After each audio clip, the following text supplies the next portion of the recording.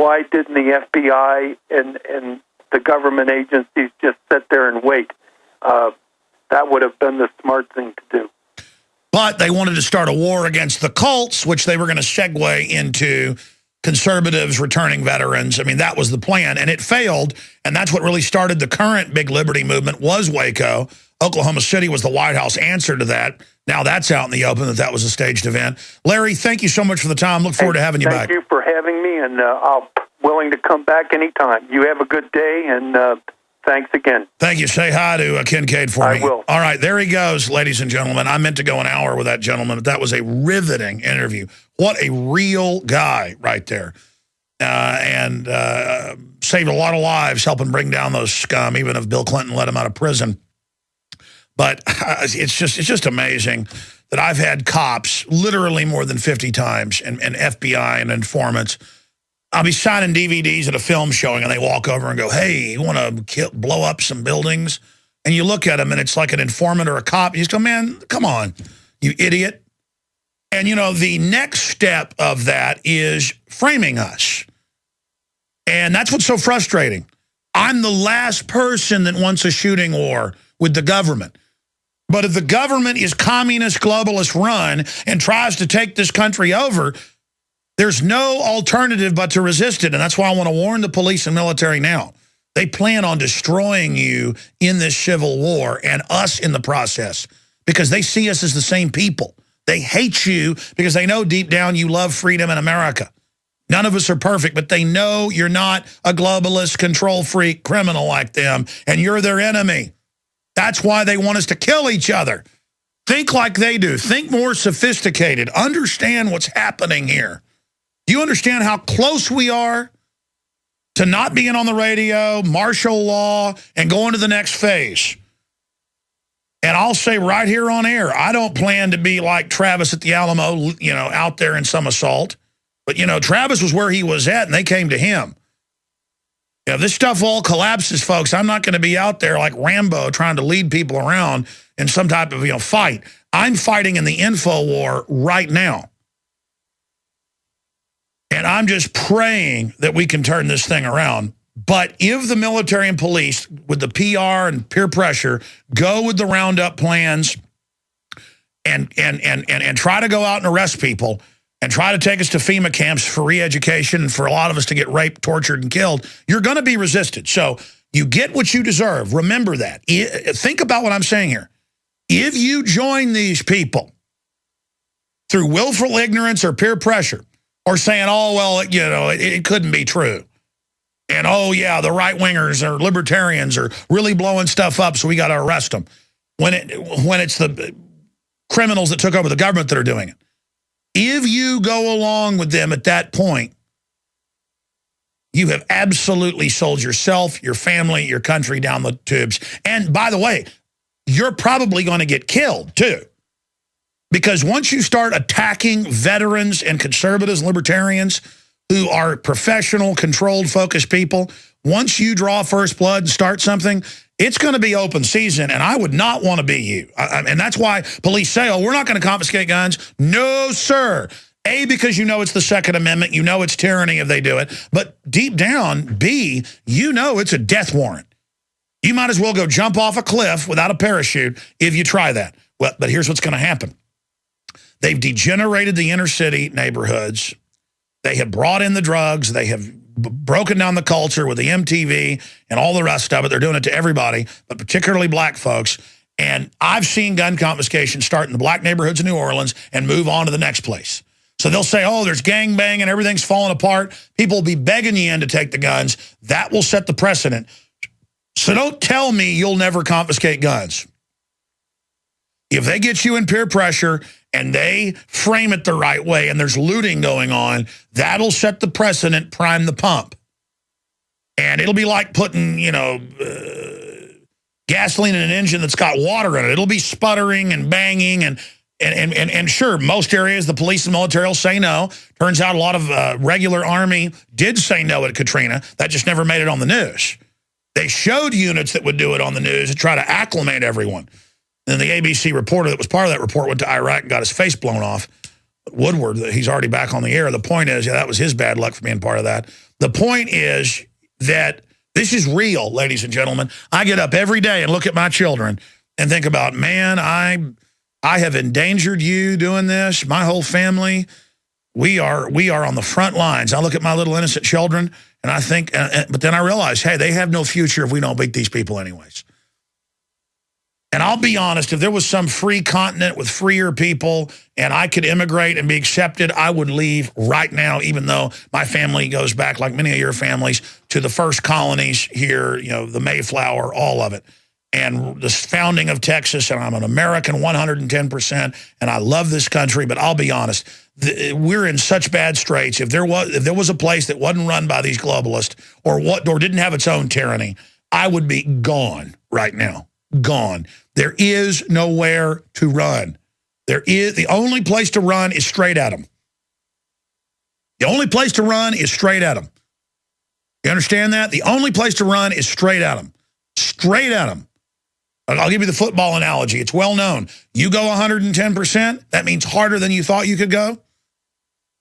People make fun of 110%. They go, well, they've hypnotized weightlifters and they can bench press 100 pounds extra if they hypnotize them.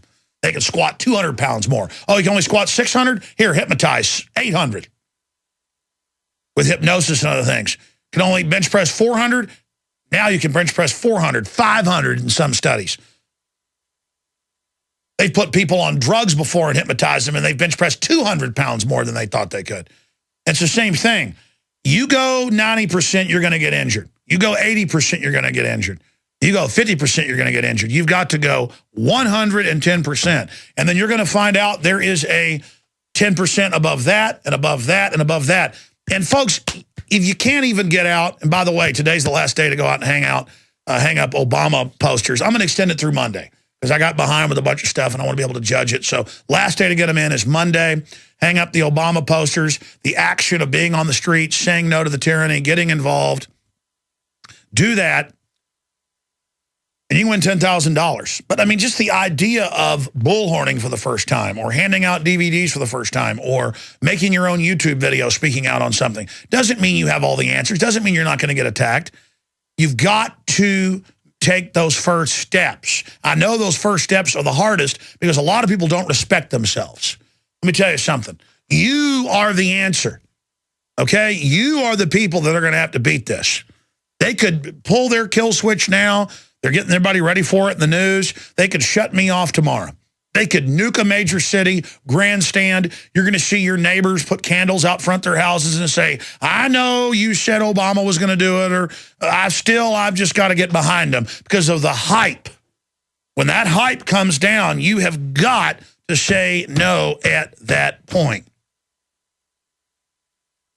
I want to go back to a subject I mentioned at the start of the show, and I said I'd do a whole talk on this today. Perhaps I should just do it the first hour of the show on Sunday.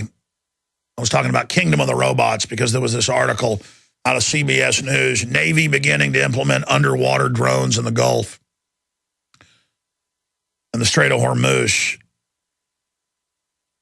Now, they've always had drones for 30 plus years. They had them in World War II. They had remote control aircraft. The Germans did as well.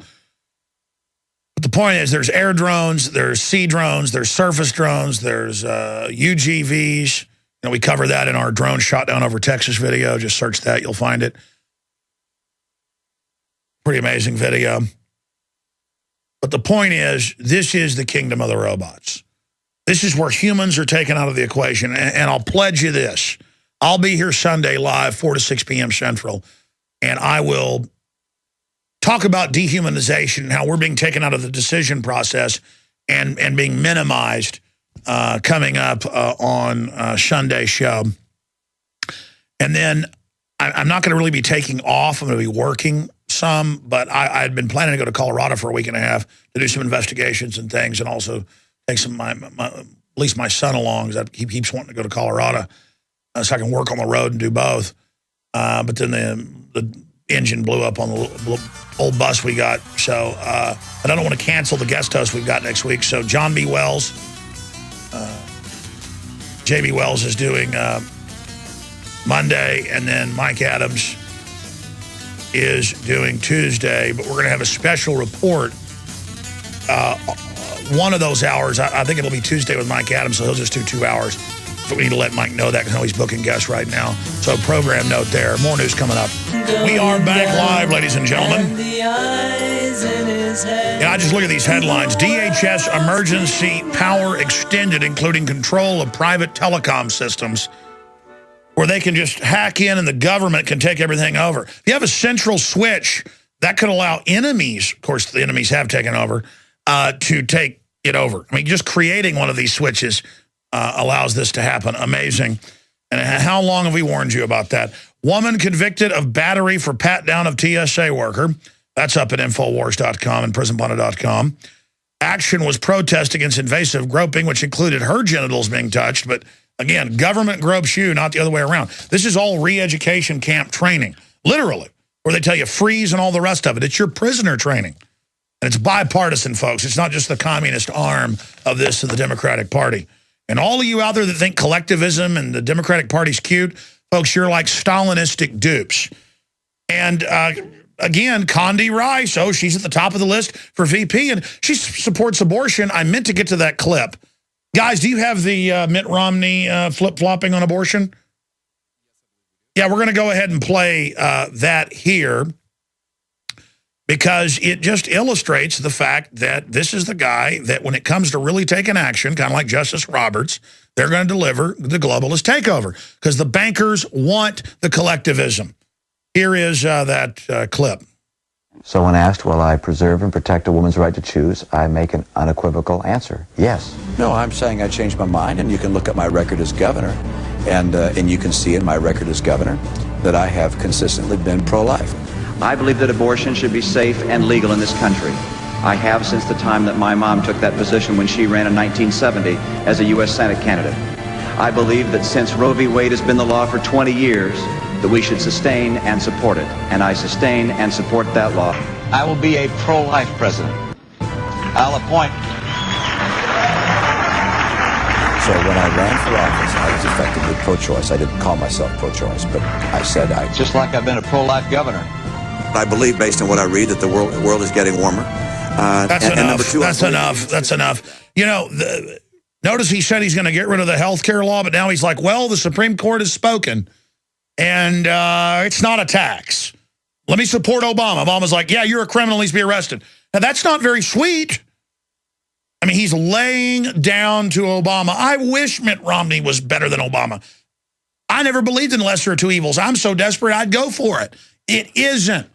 This is what the elite wants. This is what they get. And we're headlong down the rat hole.